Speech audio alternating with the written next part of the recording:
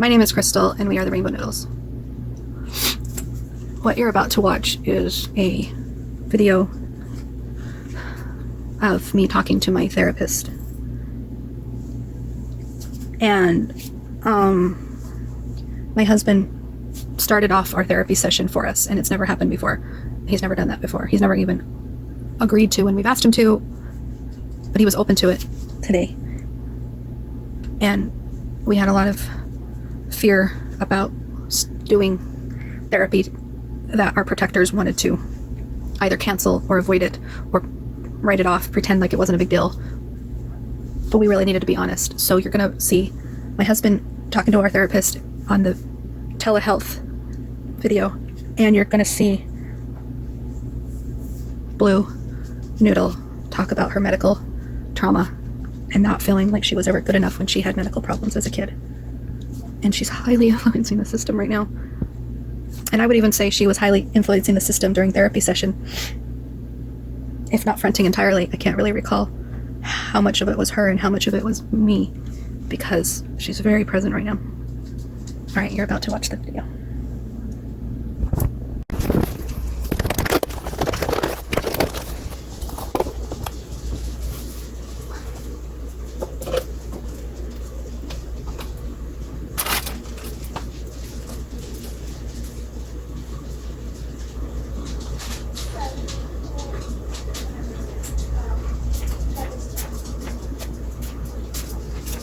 What are you doing? I just sleep. Somehow it just keeps going on all the time. You sleep and it ends up over here? No, Brooklyn started making my bed for me. Okay. That's how. I'm so nervous. I don't want to do this.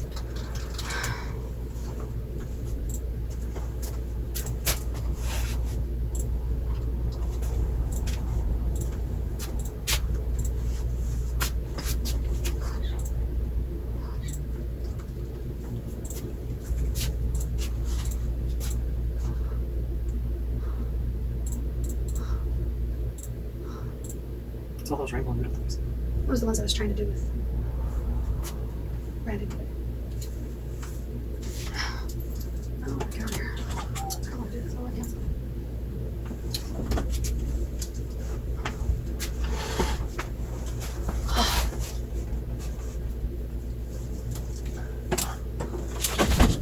Can you learn?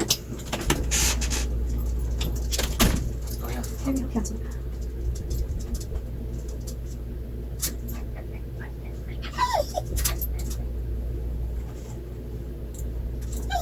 Hello? Hey, how are you? Alright, how's it going? Doing okay. How are you? Alright. So, I'm Jim, Crystal's husband. Fine. Just wanted to talk to you for a couple minutes. Sure. Because she was really upset and stuff like that. And she kind of really doesn't want to, even though everybody's told her she still needs to, go through with this, and stuff like that. She's just got some triggering things that she has a hard time with. And some of it is just with, and not blaming you or anything, just counselors in general. Because about the time she keeps opening up and getting to where she thinks she might be getting somewhere, they up and leave, or however things. So she has a lot of trauma with that per se. Yeah, and I understand that. And then, no, excuse me. One of the things that I know she's mentioned it to me, she's mentioned to me, or it seems like she's really frustrated about, and even when I talk about the same type of things, she gets really defensive and aggravated and really pissed off. And kind of shuts down and wants to, does the whole fight and flight type scenario with it, is the use of elimination of, our noodles, as she calls them. Right. Yeah, we talked a little bit about that. Yeah, and that's a triggering thing with that. So what I've came across that helps with me talking to her about that is changing the words to eliminate, from eliminate to work within, or collaborate. Yeah, we use kind of the term balancing them versus eliminating. Yeah, and I'm just kind of giving you the things that she's, came and jumped at me about, or said, I don't want to do this anymore, I can't, and it's things that I've been living with her all day, or stuff that we've come across and, I've learned. And yeah, just trying, makes a lot of sense. just trying to help with that, help you with that, because as soon as you start mentioning about removing noodles or, trying to eliminate them, she gets super defensive, starts shutting down, and Yeah, I understand that. That makes a lot of sense. So then the other portion of it is just the So you add that portion of that in with the trauma that she has with all of a sudden she becomes where she doesn't feel like she can trust. She doesn't feel like she can. If any of that makes sense. Yeah, absolutely it does. I understand that. And a lot of clients have some of that trauma with counselors. I know she has been through quite a few of them. Yeah. So, I just wanted to basically, kind of, I'm like, all right, I will, meet with him for the first 5 minutes or whatever and stuff like that. Mm-hmm. And, give him my perspective of what I came across and what I've learned Mm-hmm. and what some of maybe the triggering points that you came to me or that you say to me after the meetings or this or that. Mm-hmm. At the same time, I'll let you know, she has said a lot of great things about you too. Yeah, no, So- I know. We have a good rapport, but I do understand those things. Yeah. So I just wanted to let you know that, those triggering things that has been really triggering for her. And especially considering, it's only an hour long. So just about it becomes tough because then she goes into avoidance and she doesn't want to do the meetings and stuff like that. And Right. her doctor, even her doctors told her to go in. The other doctors and stuff like that she's went and seen and said no, continue going, and trying to encourage her. I've been trying to encourage her. So that's kind of why I figured I'm like I'll speak up a little bit for you and see if we can't help that, and for her to give her. She's trusted me that I support her, and I said okay, so I'll speak up and I'll say something for you. That way you feel like I'm supporting you, and Right. to try to help build that trust with you. So. Okay. No, that sounds good. I completely understand. I know there's a lot of, past history with counselors, and, you get to a certain point and then they're gone, or they get transferred. And that can be rough. I know that can be rough. Yeah. So that's pretty much what I had to say. Do you have any questions for me about her that you may want to know? No, not necessarily. I don't. I'm just trying to help her, through the journey of trying to find her balance. Yeah. With all the different things that are going on. I don't believe in eliminating it. And, we've talked about that idea, and she's expressed concern about it. Yeah, and just the words alone is, Yeah. at that point you might as well hold a gun to her head. Yeah, I know. So, I get it. Yeah. So, just on that side of things, because trust me, I know, because I said the same thing when I first, started hearing about this and stuff like that, and I'm like, Right. well, why don't we just work at eliminating the ones that we don't need, or, and stuff like, no, those are the wrong words to say. Yeah, because she really believes that even the negative ones It has a positive point to have it. a positive impact. Yeah, and I get that. and I understand it because it's things where without the negatives in your life, how do you know what good the positives are? So they all do serve a purpose. The big thing is if you learn from the negative ones. Yeah. If you're not learning from it, then yes, then it becomes a problem over time. But yeah. Right, absolutely. Okay, sounds good. I appreciate you coming on. Oh, no problem. I just want to show her that I'm supporting her and stuff like that, and Yeah.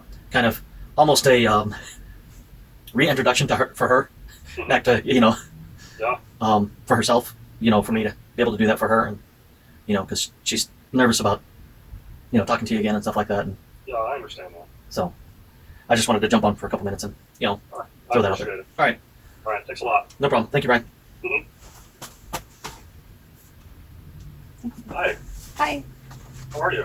Okay, how are you? Doing okay.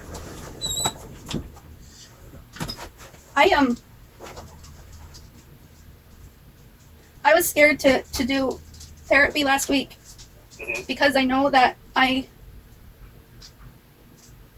pretend everything's okay, even when it's not okay. Right. And I was really mad last week, and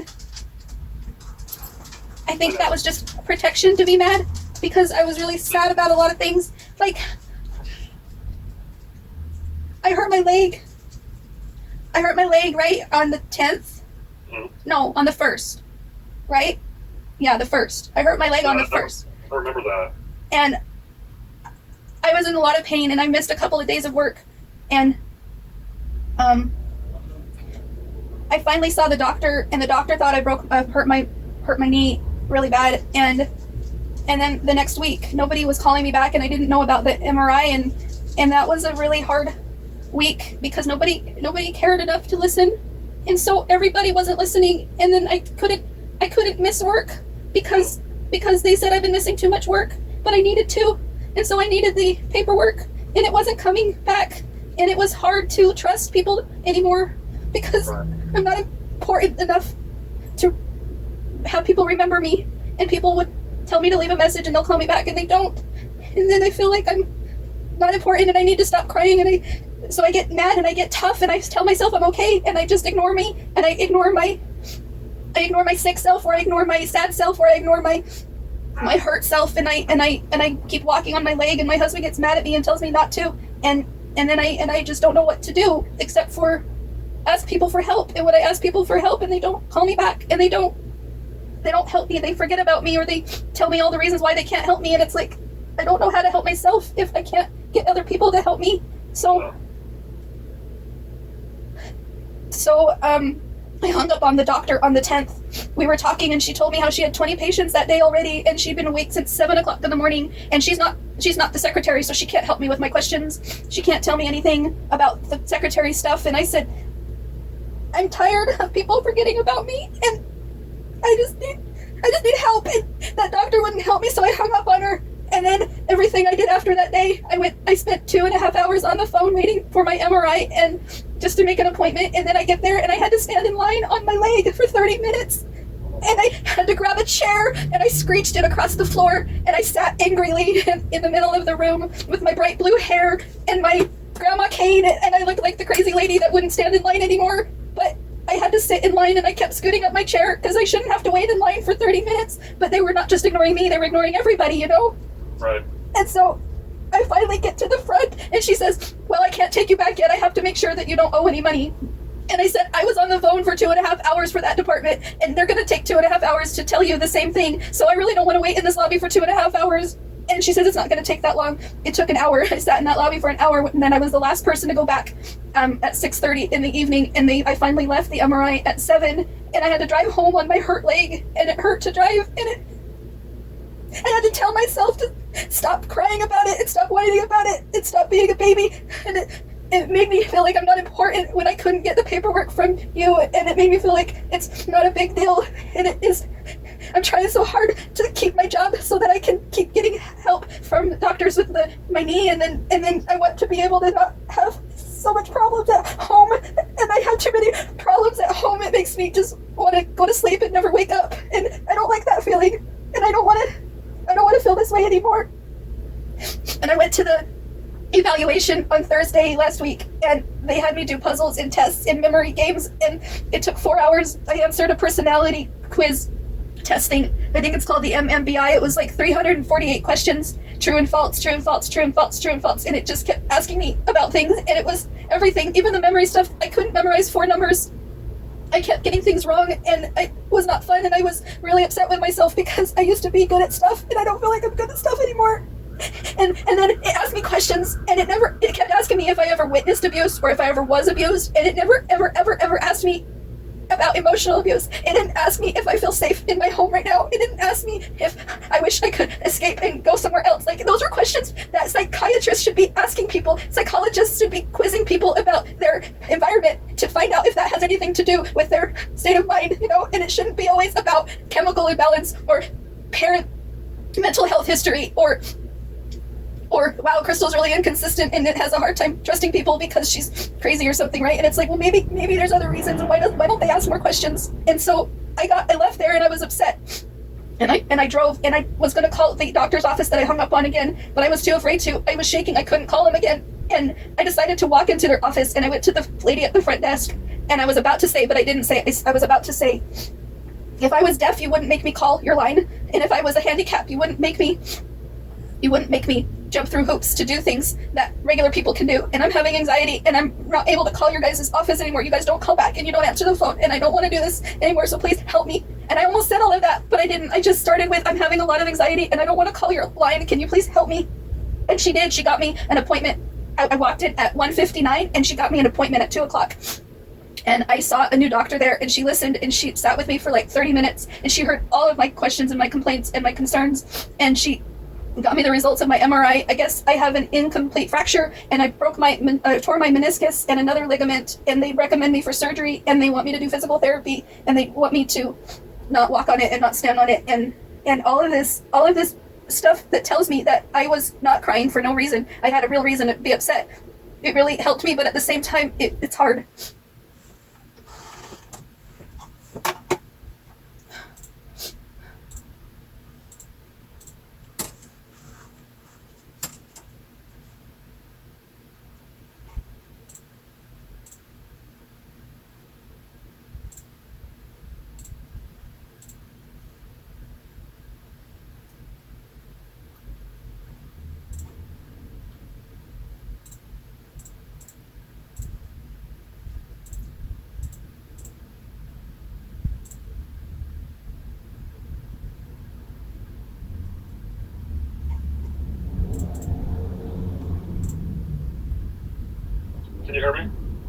Can you hear me? I can't hear you for some reason. Can you hear me now? Yeah, I can hear you. No, sorry about that. Your mic cut off near the end there, and I couldn't get it to come back on. Sorry about that. It's okay. For some reason, your mic will go off every once in a while. Yeah, I noticed that. I don't know why that happens. Sorry about that, Crystal. It's okay. I'm just sorry. I'm kind of just unloading right now because I know, that's okay. You have a right to do that. I don't think I was allowed to when I was little. I know. Well, you have a right to do that here. You know that. But let me tell you, you know that you're important to me. You know that you are. And I never had an issue with you. And then when that happened, it was just too much. Everything was too much. I know. I apologize about that. So what happened is so I have to get the paperwork approved before I send it out. I have to have it signed off on. And I had no idea there was a fee for it until I went to get it approved. And that's what they had told me. And they should have told you that when you came into the receptionist the first time and asked. Yeah, I don't think it's wrong that there's a fee. I didn't like that the communication wasn't there and that I needed it a month ago before they would drop it, and it's too late now. It had to get dropped. So, I was just on a deadline and I couldn't get it done. And then I know that every time I had it done before, every therapist is like, this doesn't really make sense because it's meant for medical stuff. And I go, I know. And I've asked HR about that, and they said that's the only paperwork we have. They don't really have anything specifically for mental health. So Right. They've accepted as needed, and they've accepted, if I need to take time off because I don't want to keep pretending that everything's okay because it's not helping. I know. And I need to let it out, and that's why I'm letting it out now. Is not because I want to, it's because I need to. And when I'm not important, I shut down and I avoid and I reject others, and I do all the different things the noodles think I should do because that's the only way that we'll be okay and keep going. Right. It's good to do that. Like, you shouldn't have to pretend. And yeah, I feel better this week than I did last week. But I went into that doctor's office and I'm talking to her, and I told her I have a really hard time advocating for myself because I have some complex PTSD that tells me that I'm not important enough.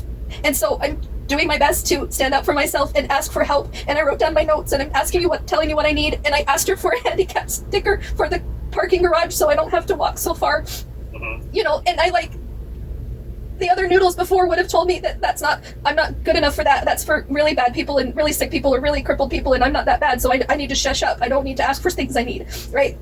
Because that's not fair. And I wouldn't listen to that noodle. I said, I deserve to be hurt. I deserve to be hurt right now. So I'm not saying the noodles are bad because I think they're just like children that didn't learn how to better cope. And so we're trying to learn how to better cope instead of doing the not so good cope things. Right. She said I was doing a good job at advocating for myself. She said I was doing really good.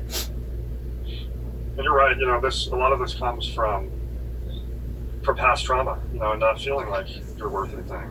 And I've shared with you a little bit about my past and identifying with all of the negative and just really getting to a point where I didn't believe that I could change, or that I was worth being able to change, or that I was worthy of having the things I wanted to have. And many times, that manifests in this feeling of just that you don't matter.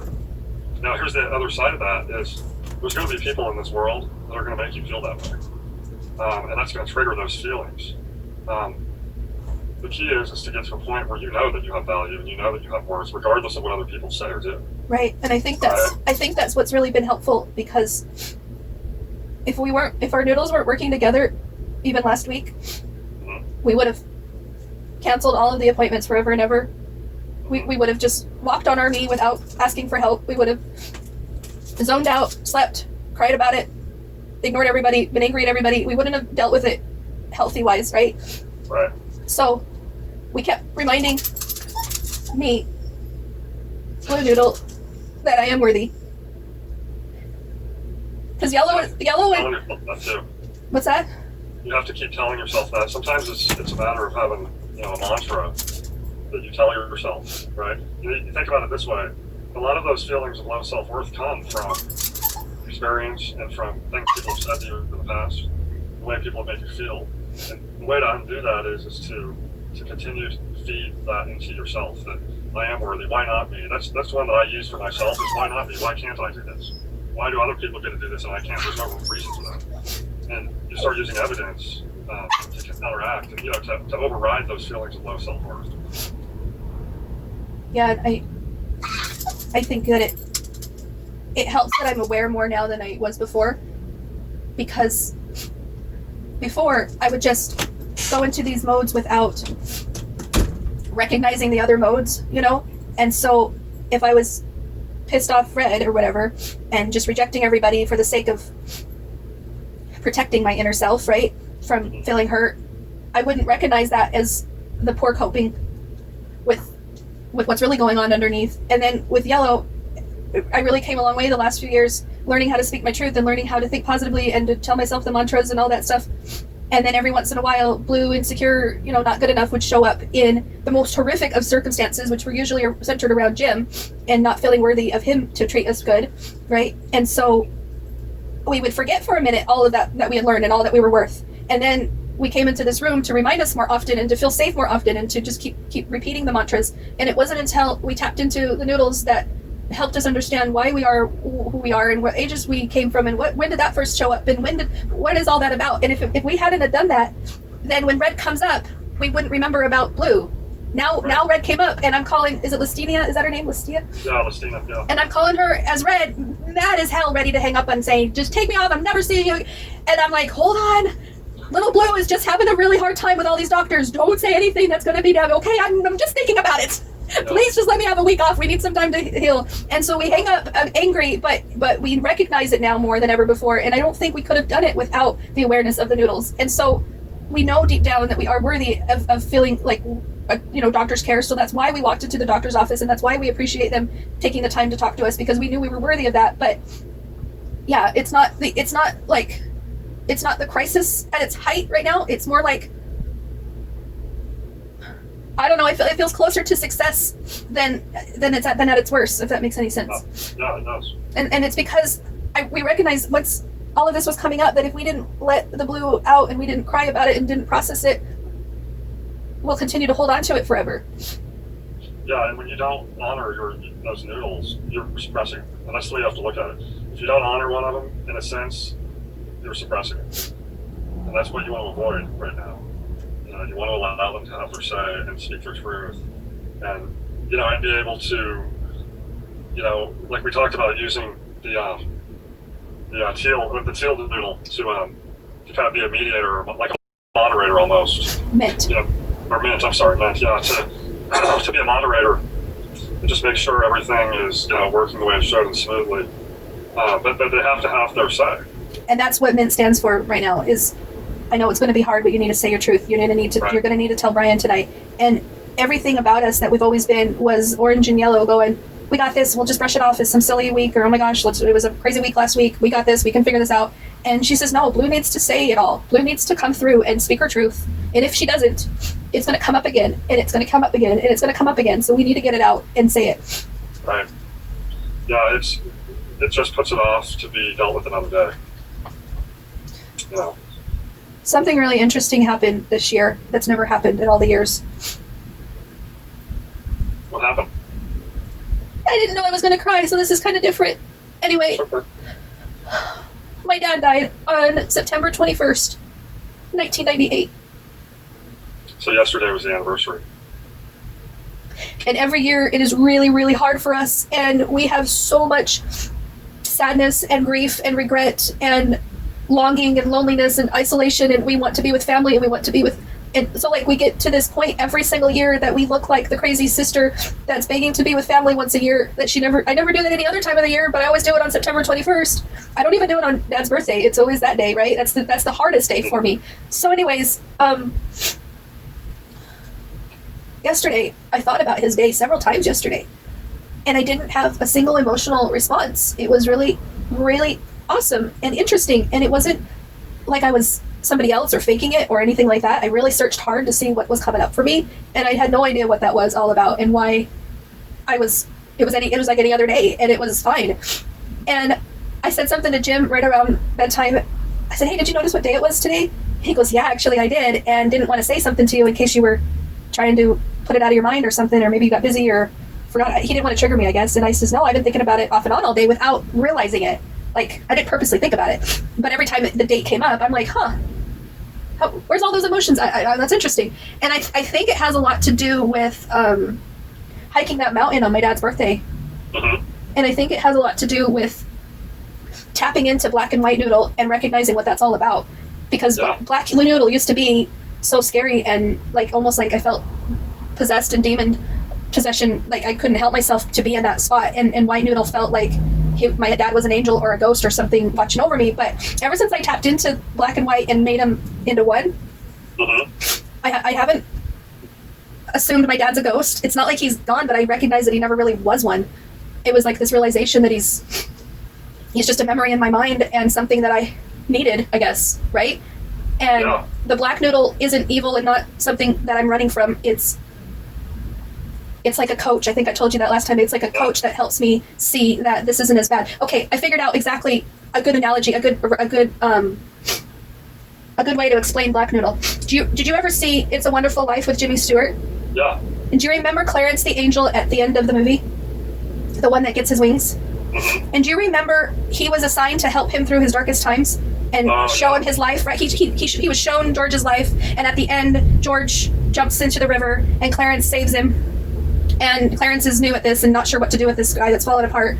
And in a whim, George says, I just wish I was never been born. Mm-hmm. And Clarence is like, oh, don't say things. And then he's all, oh, well, there's an idea. Let me show you what it would be like if you were never born. And he basically, I'm getting chills. He basically shows George what kind of life he would have had he never been born. And with the Potterville, and with all his wife being a librarian, and his kids would never been born, and his brother would have died in the ice, lake, and his mom would have been widowed, and everything would have just fallen apart. And it's like how much he has touched his. And I don't think of Clarence or the angel as an evil demon. I think of him as someone that helped him through the hardest time of his life. And so that's kind of what black noodle represents in a lot of ways. Without me, I'm not saying my black noodle is Clarence the angel. I'm saying it's very much like that he's like a coach helping me out of my shit. Right. It was, I think, I don't know, maybe August 26th. I don't know. I think it was a Thursday. Anyways, I happened to run across a video that I didn't remember making, but I remember it now that I watched it. And my husband and I were fighting about going to that conference and spending all that money. I think I told you about it. I don't remember. Yeah. And I got really angry that night because part of the noodles wanted to go, part of the noodles didn't want to go, part of the noodles wanted him to come, part of the noodles didn't want him to come. And in so much frustration and anger, we grabbed the phone cord and we wrapped it around our neck and we counted to 100 as our negotiation to calm the fuck down. And I laugh about it. I'm not trying to make light of it because it was kind of serious and we meant it to be serious, but at the same time, it wasn't. It seems to be like it has to get to this point, to this point, to this point, to the lowest point before we can bounce out of that. And I think we know that, and that's where we can go there so quickly. Mm-hmm. So one thing, what you were talking about black noodle, and this, yesterday, the anniversary, and how you were able to get through it without overwhelming emotion. That really is a picture of trauma processing and the benefit of it. And we've talked a lot about some of the past traumas and how we need to get to the root of them. And that's a perfect example. You going to the mountain, you kind of finalizing this thing, for your dad, something that you wanted to do. It kind of puts, what it does is it puts an end to the trauma impacting your life from that. And it makes you kind of right with it. And then the other side of, with the black noodle, and not suppressing it, but allowing it to have it stay, is a real good picture of when part of the reason processing trauma can be effective is because when we cover something up, it tends to have more power over us, right? And so when you release it and you let it go, it makes it not as scary anymore, if that makes sense. And I feel like that's what you've done with this black noodle and, surrounding the death of your father and, the anniversary that's been so difficult for you every year. It's just a real clear picture to me that you've processed that trauma and you've come out the other side of it. I didn't think of it like that, but it makes sense. I didn't know why I wasn't feeling anything. And it wasn't that I was numb to it, because that's different. Mm-hmm. It's just like right now, me mentioning that he passed away on the 21st of September brought up a lot of emotions all of a sudden, and I'm like, where'd that come from? But I think it's okay to have a teary eye from time to time when you talk about a loved one that passed away. Oh, absolutely. But if you're begging people to celebrate a day of someone's death every flipping year, that's a little excessive. Yeah, but think about that concept with the processing of that trauma and how to apply this to some of these other traumas. You find a way to finalize it. We talked in therapy about writing a letter to someone, not to give it to them, but for yourself. That you're opening up about it. You're doing one final thing to say, I'm going to do this. I'm going to get everything out. I'm going to call this person, and call them out, tell them how it affected me, tell them how it made me feel, tell them what it's done to my life, and then I'm going to burn the letter or whatever. But that's a symbol of I'm going to be done with it. I'm going to get it all out. I'm going to be done with it. I agree with that entirely, because I knew that the noodle that was holding on to all this medical stuff, I didn't have one doctor to write a letter to. It was just, I need to hold Yellow Noodle's hand and say, I'm worthy too. Please listen to me. Please let me talk about this. And not avoid it anymore. Just, I want to address it head on. I talked to a counselor person last week because of my anxiety, and it was a short conversation, but I was talking about trauma therapy and how difficult I think trauma therapy is, because everybody I've talked to about trauma therapy thinks it's nearly impossible to do trauma therapy in an hour or less. And so I talked about how long I've been with Lifeline and how Lifeline has a unique way of billing. It says something about hospital services. And I can't get that kind of break with copays anywhere else I go. So that's why I stick with Lifeline, really. I mean, I can't afford to go anywhere else as regularly as I come to Lifeline. So I talked to two people about it, and they said you're gonna have to ask them for more than you were getting so that you can open up and talk about your trauma.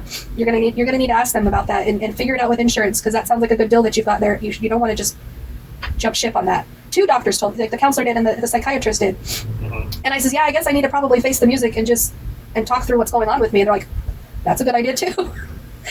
Yeah, and so what's your religious background? Have we ever talked about that? I feel like a lot of my religious background contributed to what's going on, because I grew up in a Mormon religion. Oh, okay. And I have half of, like, my mom's side was extreme Mormon, right? Where they're super strict and wouldn't talk about feelings, and she's got trauma from that, right?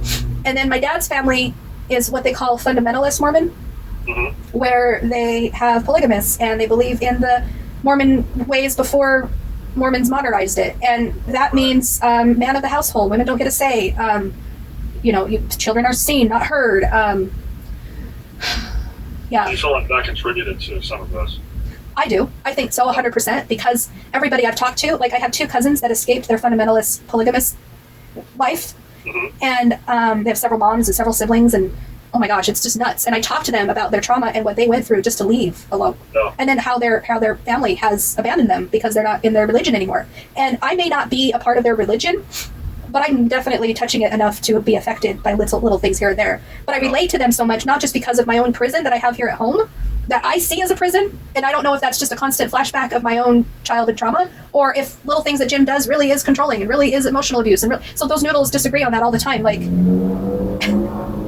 I'm supposed to feel safe here at home, and do I? Sometimes, and do I not? Sometimes, yep. Right. The only reason I ask is because I do know that some religions can cause all sorts of trauma.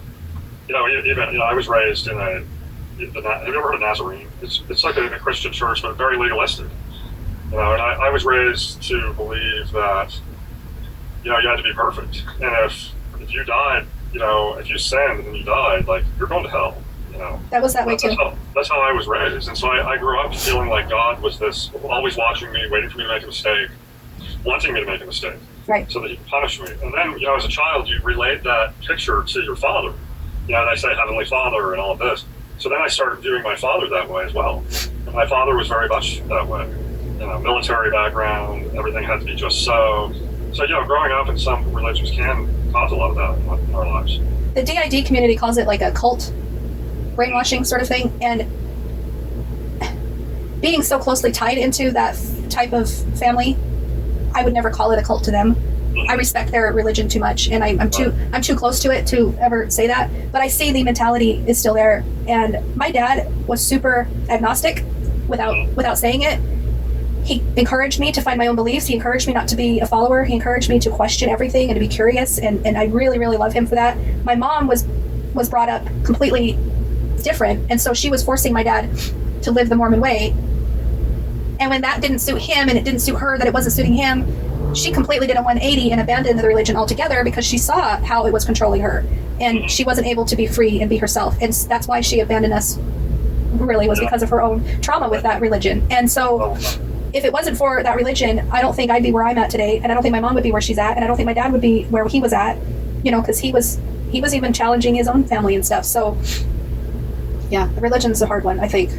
Yeah, it is. It's very hard. Very difficult. Something that's meant to be positive, you know, having such a negative impact on people's lives.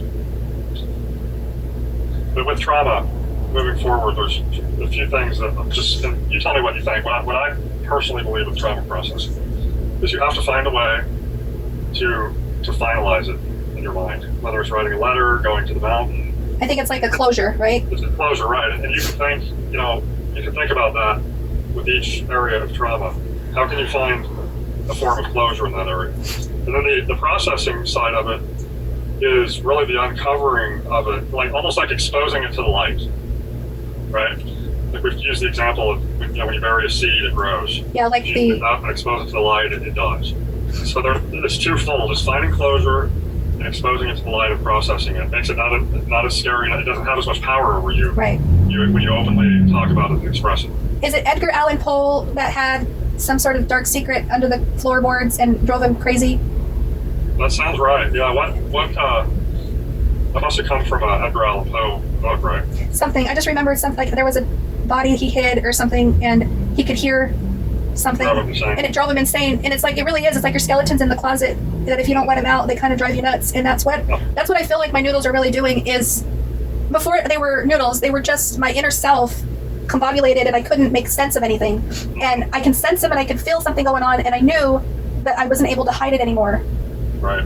No matter how much I tried, I was shaking, and it was leaking out in every form possible. I don't think I've told you, and I'm so scared to be honest about it, but I think it, like you said, if I don't shed a light on the truth, then it takes a monstrous life of its own.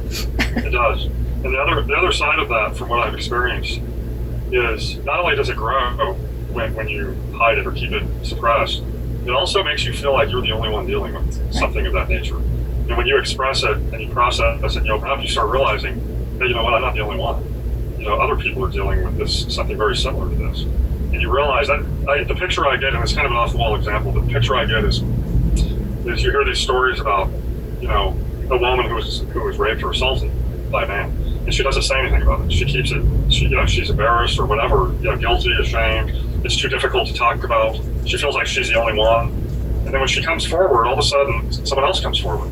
And then someone else comes forward because they realize, wow, I'm not the only one. And so once it's exposed, it opens up the way for others to come forward and say, wow, me too, I'm dealing with this as well.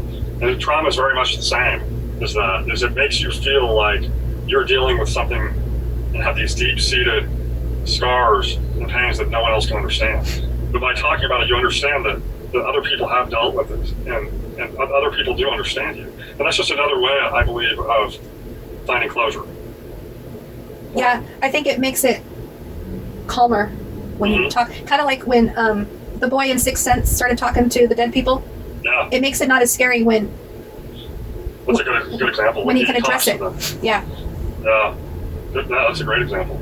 And that's where, instead of, I've been calling myself crazy for so long. So Kathy was the one that I knew was safe to be. And when any jumbled up noodles were thinking and talking in my head and didn't make sense, and they were contradicting to each other, and I wasn't consistent, and it wasn't what I wanted to be, and it wasn't what my husband wanted me to be, and it wasn't what my mom wanted me to be. So let's just shut all those up, lock them in the cage. But it wasn't until I recognized that this isn't working. I need to listen. I need to be the little boy in Sixth Sense and start talking to those things. And if I do, they're going to tell me that they need to cry about the doctor's office from last week, and they need to cry. They need to process things. Right. I feel like the more you do process those things, the more that, we've talked about some of these noodles and their defense mechanisms and their coping strategies and all of that. I feel like the more you do process the stuff in a healthy way, the more functional these noodles will be in the relationship of Crystal. Right. And you see what I'm saying? And and the noodles will begin to work together more fluidly and be a more functional part of the relationship. Because they were yelling at each other that they weren't like they expected each other to be. And I was ignoring them because they weren't what I wanted them to be. So, Right. yeah, once we accepted everybody to be their own color on the rainbow, then everybody gets to exist on the rainbow and we get to be a beautiful rainbow. Mm-hmm. Otherwise, if everybody has to be a certain shade of green, then that's an ugly rainbow. Yeah, if the colors are all mixed together, it's just brown. Yeah. You know. Do you ever have, tell me what you think about the longer therapy sessions. Yeah. Let me look into my schedule and we can work that out. Are you wanting to do like a 2 hour? I think that's probably best because I don't open up easily, and Jim coming to talk for me for a minute, helped yellow and orange go away. Mm-hmm. Because they really were ready to just say, yeah, we're kind of going nuts. It's fine. It's not a big deal. And that's what we do. We write ourselves off instead of validate ourselves. We gaslight ourselves all the flipping time. Yeah. So I think the Pandora's box needs more than just 45 minutes to an hour. You know what I mean? Yeah. All right. Well, let me look into my schedule and try to see if I can find 2 slots next to each other. And then whatever reoccurrence that can happen so that I can rely on it, that'd be great. Okay. And would I hear from you before Tuesday about that? Yeah. What I'll do is I'll text you. I'll text you whatever slots I have. I haven't looked at my calendar in a couple days. Okay. And I'll see if I can give you some options. I'll send it through the patient portal. Okay. So that you get it and can respond to it. Okay. Okay. All right. Thank you. Thanks for coming in today. I know it was rough for you. I understand. Yeah, it was rough, and I appreciate you understanding. I just have a lot of stuff going on, but I'm not. I know. Well, I'm glad you did come. Cool. Thank you. All right. We'll talk to you in a day or so. I'll get on that and I'll text you. Okay. Okay. Thank you. All right. Russell. Bye. Bye. Bye.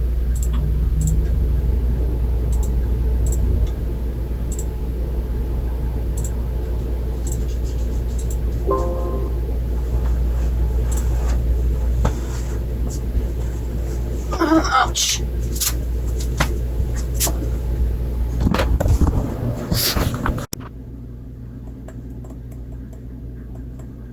We felt like the session went well. There's some trust issues still that we have in the noodle system. We can sense it. But we're going to try to believe in his best and believe we're worthy of his best and not worry too much about them breaking their word again. Yeah. We're still going to pursue a diagnosis. We're still going to pursue longer therapy sessions. And we're still going to pursue a d.i.d. therapist, even if it's only once a month. Because we want to make sure that we are being taken care of. And it's like applying for a new job before you quit your job. I made an appointment with the therapist that I met at the conference. Yeah, that conference that really screwed up. There was a lot of positive things from that conference, and one of the positive things is that there's a therapist here in the Phoenix Valley that supports people with d.i.d, and we want to talk to someone who understands and supports and has experience and stuff, and our insurance will pay for her. It won't be as cheap as the other place because, yeah, anyways, we're excited we have an appointment with her, and we're still pursuing our diagnosis. Yeah, and if everything goes well, I'm busy. Go. If everything goes well with her, then we can let this therapist go if we feel like we need to. But even my husband agrees that maybe we should keep both for a while because you don't really know. You never really know when someone's going to drop you and you need a therapist again. And I don't want to drop Brian if things are going well now. So, anyways, I'm talking a lot, so I'll let you go. You've watched a long video. I don't even know if you've gotten to this point. Who the heck is watching my videos? Anybody? Today, I have 62 subscribers. Today is the 22nd of September, but you're probably watching this way in the future, and that's okay. I might have more subscribers. I might have people watching. I might not. I really appreciate everybody's kind words. I guess just everybody needs to remember that the video you're watching today is a snapshot of the past, and I probably have made a lot of growth since I made the video. So the day I post the video is going to be very different than the day I made the video because there's at least a month gap going right now. So what I'm saying is, don't worry for us so much because we're probably fine if we're posting videos. If we're not posting videos, that might be a sign that we're not doing okay. Yeah, because there was a big, large gap in the beginning of August, and yeah. I'm gonna go. I've talked a lot. Talk to you later.